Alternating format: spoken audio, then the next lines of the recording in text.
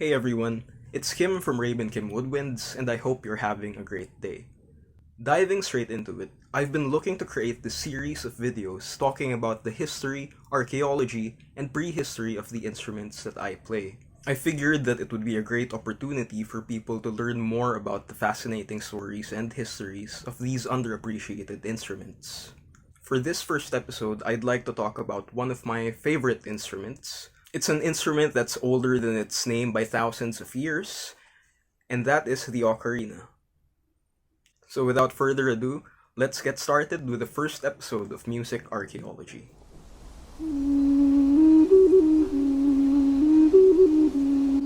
Before anything, it is important to discuss the definition of an ocarina. Unlike more popular flutes that are tubular and long, the ocarina is globular and crafted from an enclosed vessel.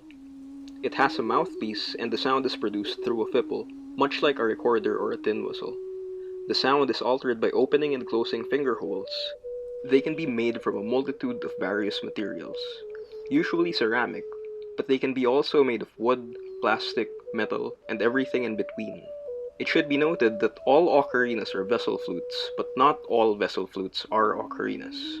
For example, the shun is a vessel flute, but it is not an ocarina. It doesn't have a mouthpiece, and you make sound by blowing across a hole like you would when you make a sound with a soda bottle. On the other hand, Mesoamerican vessel flutes are actually older than the word ocarina.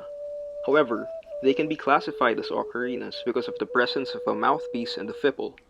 The first use of the term ocarina came from the invention of its modern form in 1853 by Giuseppe Donati. The word means little goose, in the Bolognese dialect of the Emiliano-Romagnolo language of Italy. Despite this, related instruments and other instruments that we can describe as ocarinas actually date back to thousands of years old, far older than the first use of the term. I should note that these older instruments are not directly related to Giuseppe Donati's modern ocarina. They were likely the products of independent invention all across the world and spread through migration and trade. Some of the oldest vessel flutes can be dated back to 7,000 years old. However, the ocarinas with the fipple mouthpieces can be traced as far back as 4,500 years old. The Neolithic runic ocarina is actually more like a Chinese shun in its form, with an open mouthpiece. It's the Mesoamerican vessel flutes that are more like modern-day ocarinas. Other examples of ocarinas and similar instruments can be found in Kazakhstan, in the form of the uskirik. Vessel flutes called borendo or burindo can also be found in India and Pakistan. Although I couldn't find any of these mentioned in the archaeological record, their contemporary forms in ethnography suggest that they aren't directly related to Giuseppe's ocarina. More likely, they are older forms of the instrument that were introduced through trade, or possibly through independent invention. By definition, the medieval European gemshorn can also be classified as an ocarina.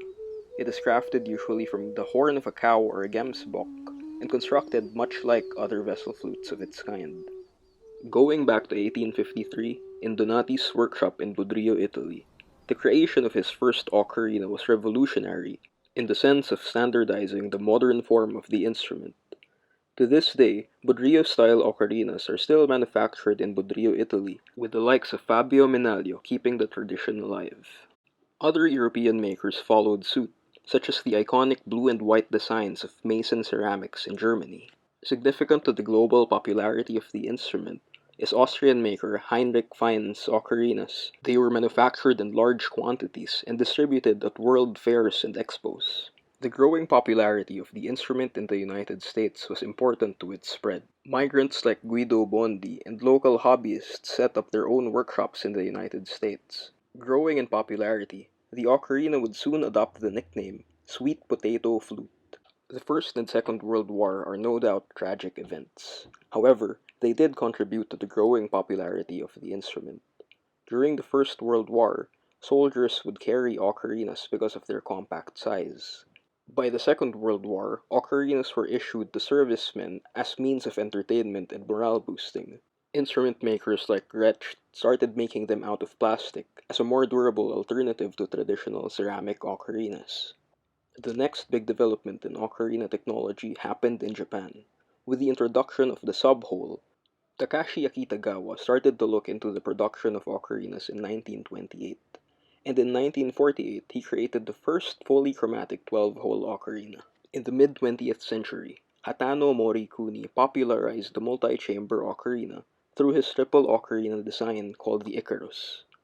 The earliest multi-chamber ocarinas actually came from Luigi Silvestri, a contemporary of Giuseppe Donati who made double-chamber ocarinas as experiments. Despite this, they weren't as popular since they weren't created to the scale of the Icarus. Ultimately, it would be Hatano Morikuni's triple ocarina design that served to popularize the multi-chamber form of the instrument. Moving forward to 1963, a very different form of the instrument was invented by John Taylor out of London. The English mathematician devised a means of playing an entire chromatic scale using just four finger holes. This allowed for a very compact design that could be worn around the neck as a pendant. There's so much more to the history of this instrument that we can look into. If I missed anything, please discuss them in the comments and let's open a conversation. Alongside the exciting past, I'm also excited about the future of the instruments. I wonder how makers and manufacturers will continue to innovate this wonderful little instrument. I hope you folks learned something new and had fun along the way. I'm looking forward to creating more of these videos, and I hope you are too.